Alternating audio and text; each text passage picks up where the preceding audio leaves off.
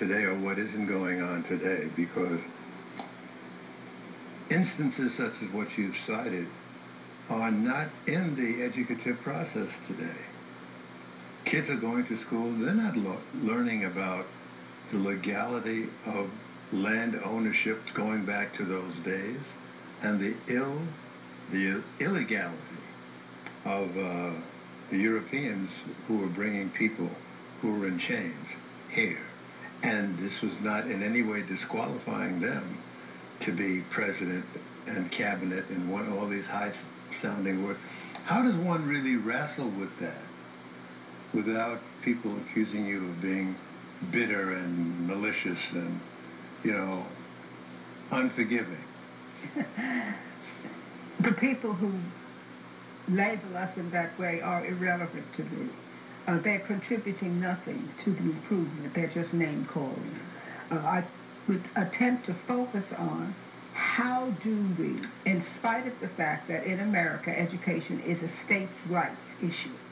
So each state has a right to develop their own curriculum, their own rules and their regulations. That's why Texas now can glorify the flag, the Confederate flag. They have the right to do that. The federal government does not have a role universally in education, and I think that has to be very clear, so that there is the right of each individual state, as it develops its curriculum, to include the true history of America, knowing what it will do to their power and to their reputation and to their myths and to their legends. They have the authority to do that. It is a state's right to do that.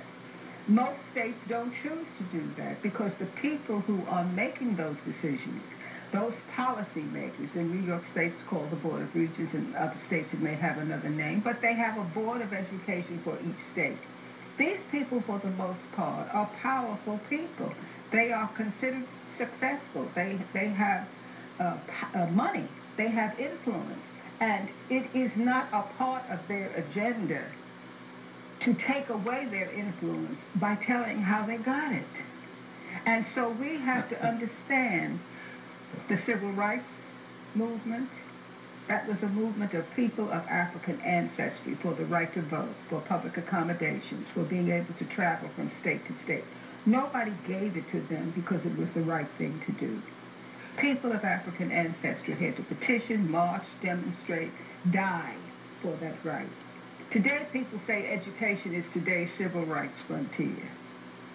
If it's civil rights frontier, then we have to look at how we got the other civil rights that we have. Was there any negotiation between the Native American and the import from Europe and France and Spain? Did they sit down and say, look, this is your land, how can we work this out so it'll be...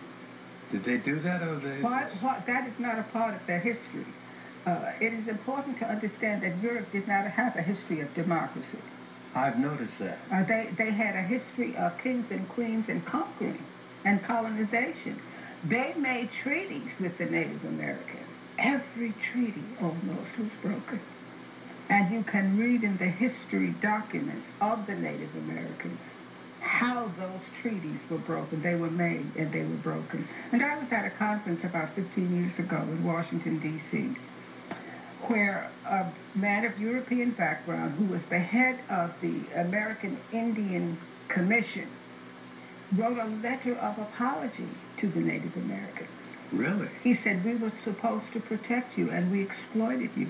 He acknowledged what had been done to the Native American by government, by officials who were chosen to represent them. And he apologized. Now, he is of what ancestry?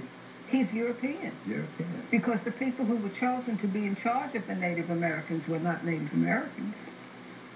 I see. They were European people. And when you look at the Amistad Commission, for example, that they had in New York, which was supposed to deal with legislation that had been passed that would teach slavery and the Underground Railroad, most of the people on the commission were not the people who were the descendants of the chattel slaves. There were some, but not all.